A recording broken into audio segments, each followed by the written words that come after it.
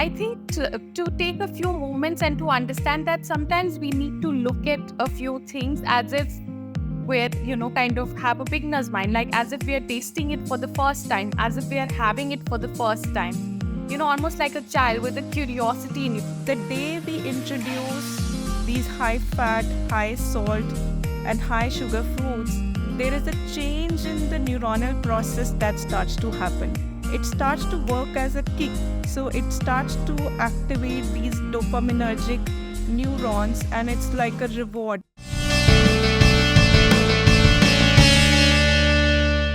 I want to ask a second question, which is coming back from your earlier question. So you brought up a very good point, which is sometimes it's our kids, sometimes it's people around us who have gotten into the cycle of eating foods which may or may not be good for their body, whether it is ourselves or it is the people that we care about.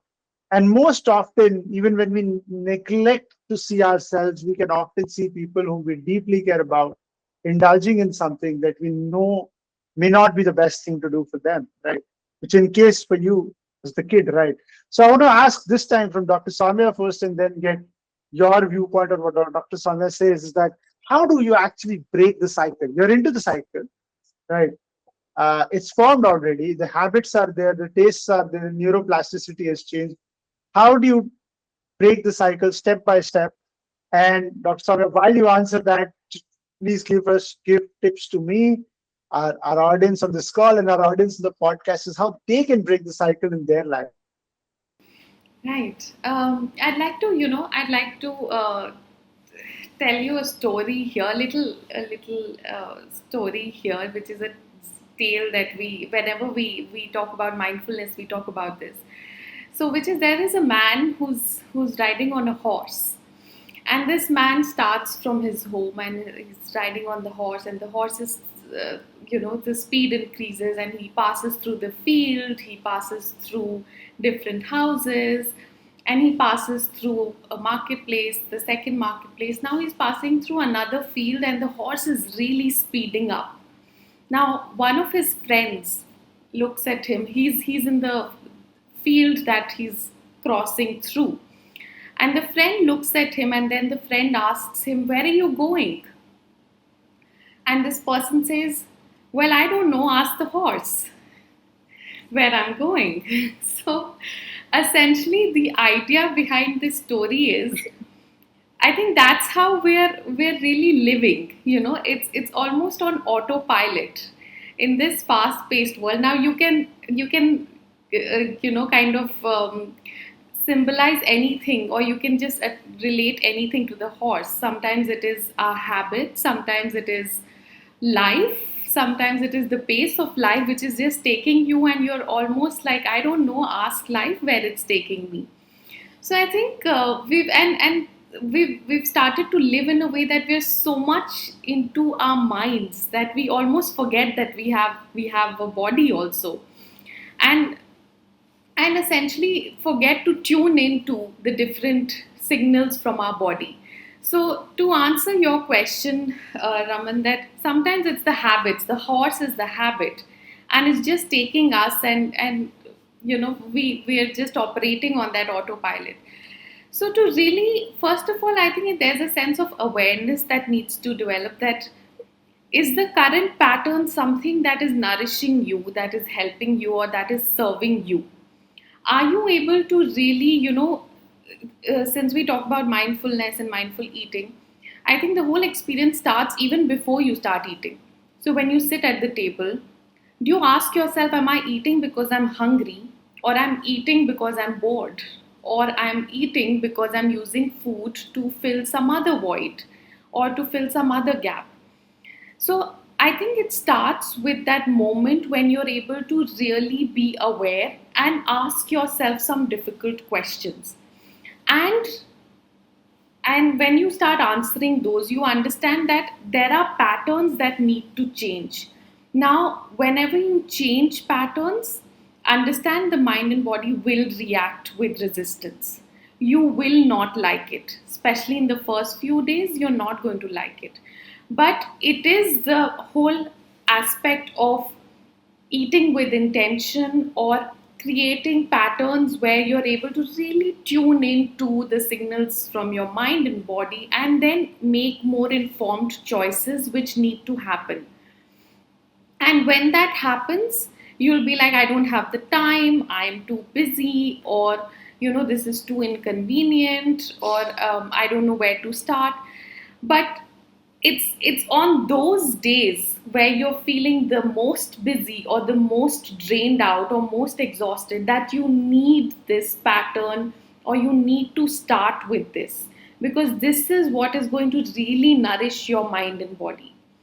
Another thing is that a lot of times, we talk about these things that I'm just waiting for that drive to come. I'm just waiting for the motivation and the fire to come. And then I'm just going to start and I'm going to change my habits. Well, the feeling is probably not coming. So you need to start with the action first, and motivation will happen as a result of consistent actions. So I think it's a lot of being aware, it's a lot of talking to yourself, and it's a lot of explaining to yourself and instructing yourself that this is going to be inconvenient, this is going to be hard, but I need to go through with this, and maybe start small. I need to go through with this because essentially what is happening is I'm nourishing my mind and body by changing these patterns, and it will probably take some time for us to realize that the benefits of it and what it does to us in the longer run. But we need to start with actions, and maybe start small, but we need to keep going at it to build newer patterns. Yes, so enlightening, Dr. Saumya Sharan. I'll jump to you, Dr. Sumeet Arora. I just wanna share a story here. Dr. Saumya Sharan told this. I heard this from you, Dr. Saumya Sharan, in one of your webinars 4 months back, that when you don't have the motivation, start small, do something. Probably you meant it in a good way. I took it to my work, and my boss was asking me to deliver a project, and I started small, and I gave him some half-baked shit, and sorry for using that word, but yeah. Then he came back and gave me such a good lesson on the bad quality work that I gave. I got all the motivation to do the great, to take the project to the next level. So yeah, I can say that it works in every way that you that you can take, starting small, whether it's going for a run, or whether there's something in the whether there's something else, right? So one small thing, Dr. Saumya Sharan, which we wanted you to answer, is how to break the cycle. We'll come back to that, but Dr. Sumeet Arora, we want to ask her this question. Dr. Sumeet, we are doing this mindful eating challenge. We are not doing mindful running challenge. We are not doing mindful stress busting challenge. We are not doing any other challenge. We are doing mindful eating challenge. What is it so much about mindful eating? Is this really so relevant? Is this the biggest problem statement out there? Or I mean, whatever thoughts you have about it, Dr. Yeah. Smith. So, Raman, I might, throw back a lot of questions here. Firstly, are we really with the food when we are eating? And it comes back to what we've been discussing. A lot of times we are so busy in our worlds, and we're so busy in the meeting, and there's something that's always back in our minds, that even when we're eating, even when the screen is off, which is another big challenge, we're really not with the food actually. So we're not having those satiety signals go to the brain and tell us, okay, you need to stop eating. We're not really enjoying the texture, we're not enjoying the flavors of the food to tell us that that is such a satisfying experience that I can go through. So, and then when we mindlessly eat, the next meal that we tend to eat may be a little larger, or we may feel hungry even before the next meal because we really didn't pay attention to the first one. Same holds true for sweets and desserts and cakes and candies, where like some people have a sweet tooth, but there is no eating one bite, one piece or one portion. It's usually like, let me, oh, I have this, it's been a while, let me just hog over it and let me just finish it, because what is it, I don't know when I'll get a chance to eat it again, or even if I get a chance to eat it again, I'm not really enjoying what I'm eating, so let me just finish it up real quickly. So nowadays we're just, in the past it used to be that don't even talk while you're eating, be with the food. The family doesn't talk either, you're just with the food. And that's why, like, in some of the cultures we use hands to eat, because you really have that sensation of touch, that palatability is there, the tactile sensation on the tongue is there, so that is giving a sensation of feeling of fullness and a satisfaction that will not let you want to eat so much and so often. And maybe also you may want to stop at some healthy option rather than eating more of those unhealthy, highly processed foods. Thank I you hope. so much, Dr. Sumit. Yeah, that actually burns 100 different questions in my head, and I know I can't take your time and the audience's time for so long. But just sharing a thought. I mean, think about it. I mean, if we think of our base selves as just humans, our objective 150 200 years back was to just get food on the table, right? Everything that we did was to get food on the table. Majority of the world was farmers. The industrial age and the bronze age and all these ages, and today the age of technology, we have just created so many problems for ourselves that we forget the food. That's become like a 10-minute thing, right? And I think Mr. Nitin has the same question, essentially, when he asked a couple of minutes back, sorry, half an hour back. So I think we should answer Mr. Nitin's question here. He asked, what is the best way to get nutritious food when your daily schedule is so busy that you don't get time to prepare? That's the truth of life. I mean, we're so busy trying to get food and everything else on the table that we don't have time to prepare. So, any idea, Dr. Saumya, Dr. Sumeet, anything that you want to talk about it, share your experience, what your customers have been doing, I mean, what your patients have been doing, what has worked for them in the past, something that Nitin and the rest of the people on the podcast and this video call can replicate in their life? So I'm not for all the fancy diets that are out there for most part, because a lot of times they may not last for long. So yes, that is a very relevant question. What is the best way to get nutritious food? So one very simple answer to that is whatever is grown in the farm, whatever is grown and can be brought home and can be easily eaten even without cooking, that's something that is the most nutritious food that's out there. So that could be fruits, that could be seeds, that could be nuts, or even salads. So those are the first preference of foods that you can have. Now there are other ways to actually eat a better meal of whatever you're eating, whatever home cooked foods that you have.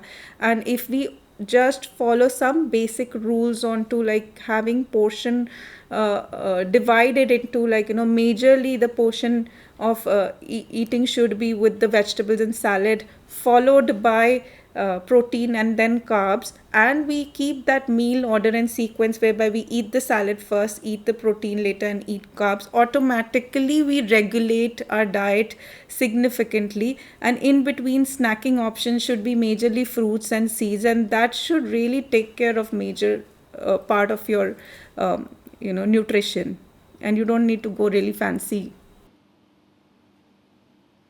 I hope, Mr. Nitin, that answered your question. I'm going to share one life hack from my side. I'm not a doctor. I'm not a nutritionist. I'm not a psychologist. I'm not a fitness guy. You don't have to listen to me. But here is a hack from a genuine human being.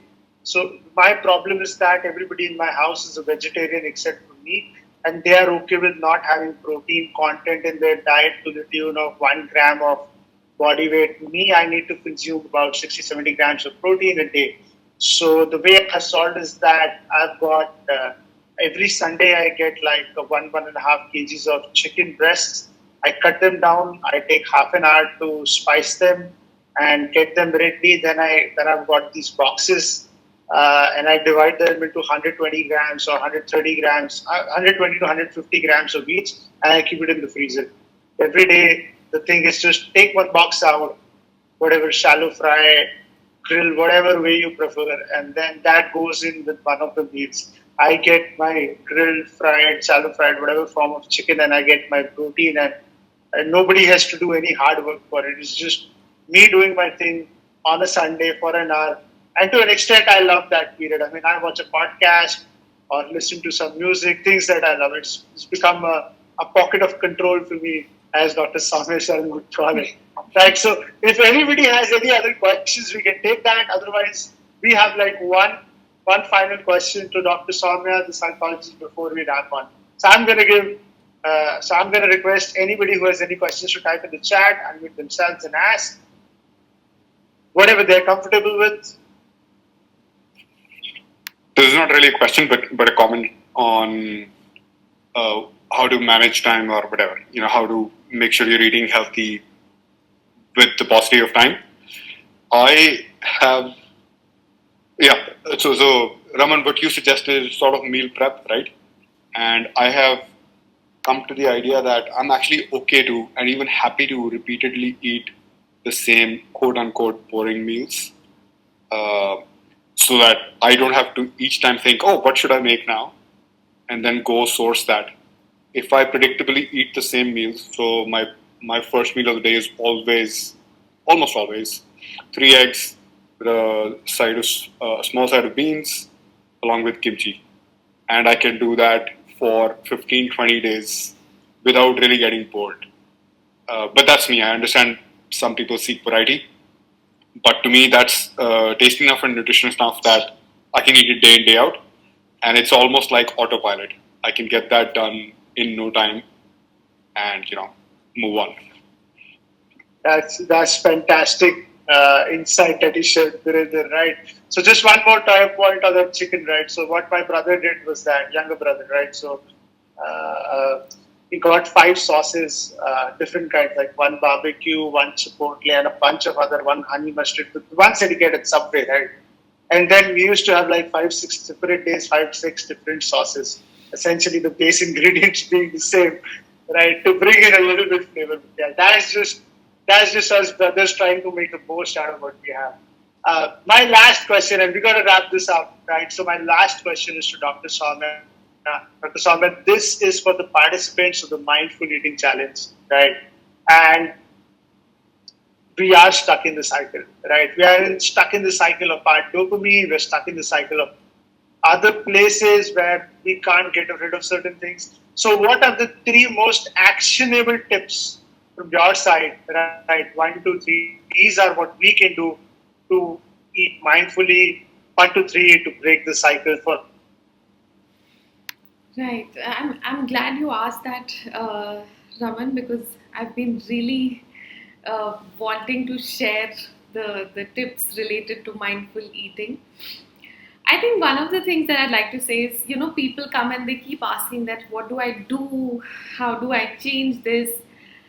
We're so much into the habit of doing. We're so much into this thing of doing that we forget that you can also just be sometimes.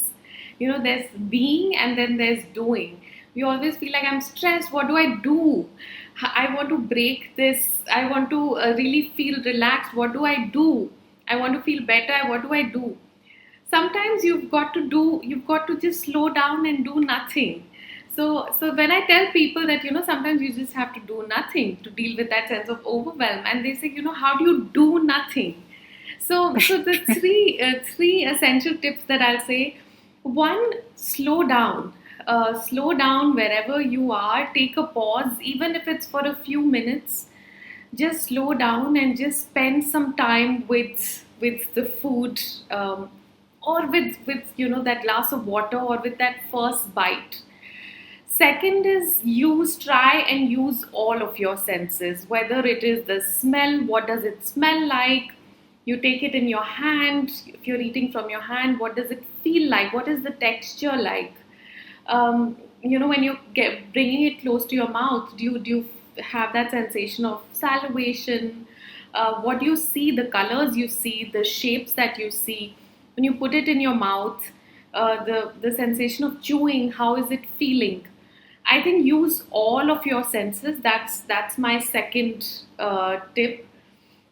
And I think the third one is that at least for one meal or one mini meal, try and just keep the screen away or any electronics away while you eat, whether it is your phone, TV, or even just tune out of your work, tune out of anything for that matter.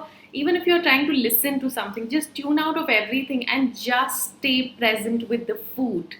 I think that in itself is going to bring you, like Dr. Sumeet said, it's going to really bring you closer to the food and really connect with the food and be present with the food.